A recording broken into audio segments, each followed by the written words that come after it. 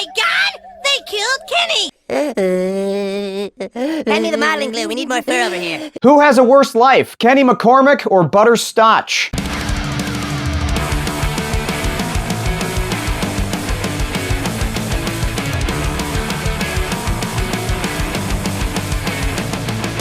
Hello, my little sun children, and welcome to Fiction Affliction, the show on the internet where we overthink everything that you underthink.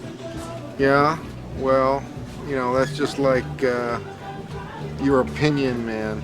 And today, we are going to dissect who on South Park has a worse life, Butters Stotch or Kenny McCormick. Before we proceed, go ahead and let me know who your pick is on who has the worst life, Butters or Kenny. Also, while I'm getting you to do things like a cult leader, please go ahead and hit the subscribe button. That helps me a lot.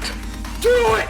And while you're doing that, go ahead and hit the notification bell looking button. Okay, I've said all the things that I need to say, let's go ahead and get into the video now. South Park is a show that is filled with people who have terrible lives, and the king among them are Kenny McCormick and Butters Stotch. One meets death constantly, the other one wishes they could meet death. Now, for a lot of people, the obvious answer is gonna be Kenny because he dies in so many episodes, right?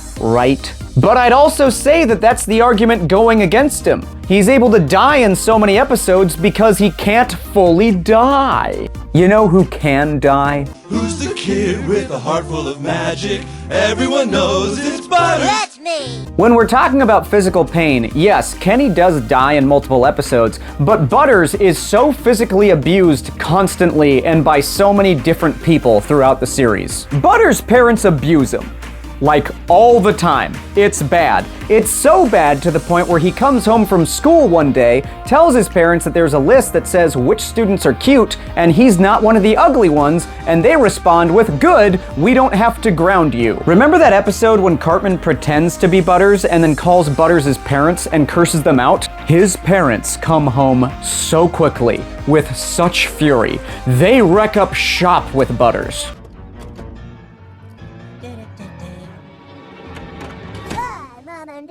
Don't you hi Mom and Dad us, you little punk! His own mother tried to drown him in a car. But alas, it's not just Butters' dingleberry parents that abuse him, he also gets physical abuse from his fellow classmates. Butters' friends have thrown a throwing star in his eye. And then because his friends lack the most basic amount of empathy, they decide to not go ahead and drop him off at a hospital because they're worried that they're going to go ahead and get in trouble, so they dress him up like a dog and send him to the vet. Then when he's at the vet tries to put him down. Cartman kidnapped him, stuffed him into a refrigerator, and left him for dead. Then not to mention all of the emotional battering he's gotten from his friends. And then it's not just his friends that do the abuse, it's also random adults.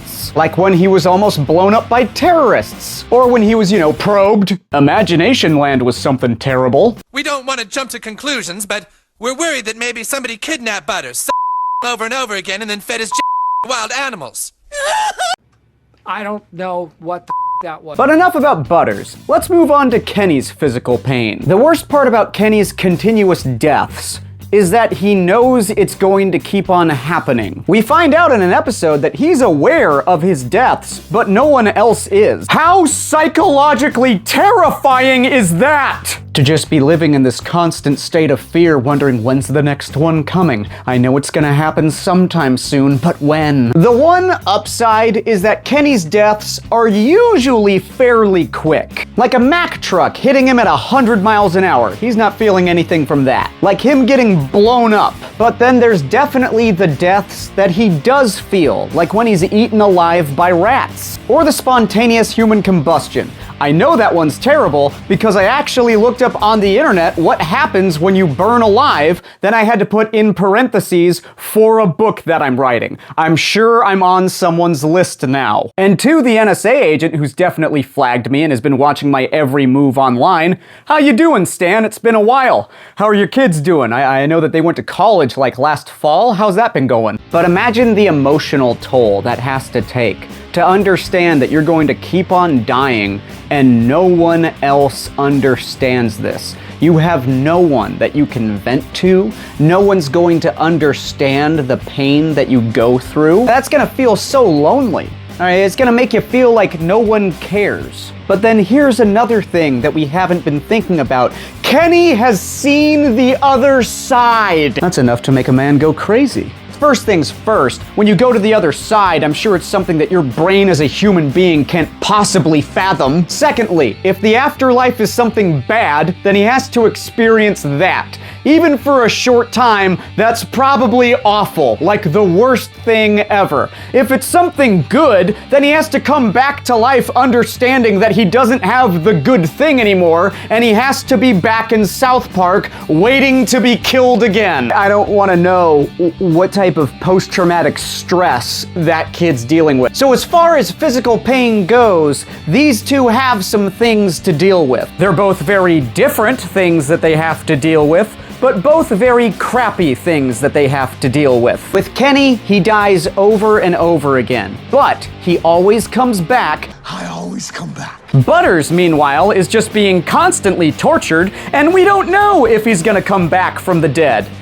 Because we haven't tested that yet. Let's go to their potential next. We don't exactly know what the boys are going to grow up into. We have had some specials for South Park that show us the future, but we don't know for sure if that's the route they're going to take in life. But from what we've seen with Kenny, Kenny is reasonably successful. At one point, he becomes a very well-respected scientist. And he just has such a cool beard. Butters, on the other hand, is not cool like Kenny is in the future. He's just kinda average, somewhat. If you would grade what his adult life is, it's like a solid D+. It's not failing, but it's not good. As a child, Kenny is very social. He's very charismatic. He's one of the boys. He has friends. He has potential to have a good, bright future with a very big friend group. Almost every time we see Butters in the show, we just see that there is no redeeming part about his life. His love life is abysmal. His friends treat him like garbage. His parents are trying to kill him. This kid has no hope.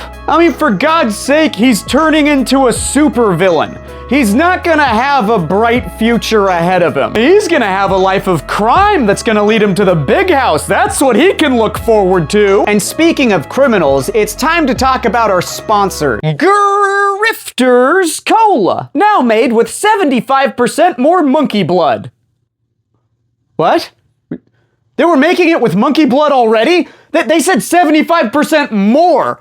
That means that they were already making it with monkey blood. I had like 6 cases already. Do I need to go to the hospital? My God, monkeys are an intelligent creature, okay? I don't know how comfortable I am with pushing a product that has the blood of intelligent creatures in it, okay? That's like saying that, like, you know, oh, hey, try this new thing. It's made out of dolphin blood. That would be insane. Grifters Cola has dolphin blood in it too? Why does it have several different things of blood? Please hit the subscribe button and the notification button so you can be informed when new videos drop, so I can become successful and not have to be involved with Grifters Cola. I would really appreciate that. Finally, let's look at quality of life. The two main things going against Kenny is the fact that he dies in multiple episodes, and then that he's poor. But he has a family that seemingly cares about him. He has friends that care about him, and are sad when he passes away. He's had multiple funerals with grieving people filling them, and he seems genuinely happy. He seems like he's enjoying childhood. So yes, while his life is tough and he has to overcome some truly terrible things, he does still have some happiness in it. Butters, on the other hand, does not have happiness in his life.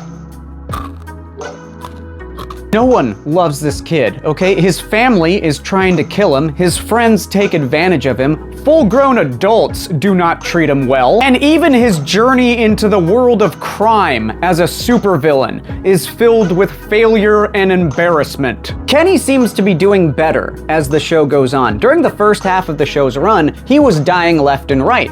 During the second half, he rarely dies in episodes now, and he seems like he's becoming more of a happier character and more of a three-dimensional character. Butters, however, started off the show as an entirely good-hearted character, this very innocent type of character, but as the show has gone on, he's become more angry, more rough around the edges. He's dealing with some sort of darkness inside of him. We see Kenny's quality of life start to improve, and then we see Butters' quality of life drastically start to take a nosedive down. So who has the worst life? Tell me! I'm going with Butters Stotch. All right, Butters definitely has the worst life, and it should tell you how bad his life is if I'm choosing him over the guy who's dying multiple times. Anyway, tell me how I'm wrong in the comment section. Whatever you want to do, really. The engagement helps. And is there another character in South Park who has an even worse life than Kenny or Butters? Tell me in the comment section. I'm eating pizza crust scraps from my fiance like I'm some sort of rat.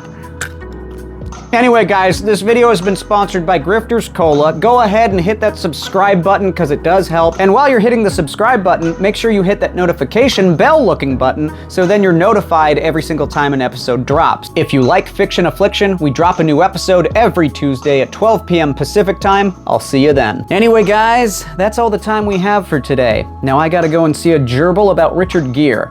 Enjoy this outro by music from Rule of 3.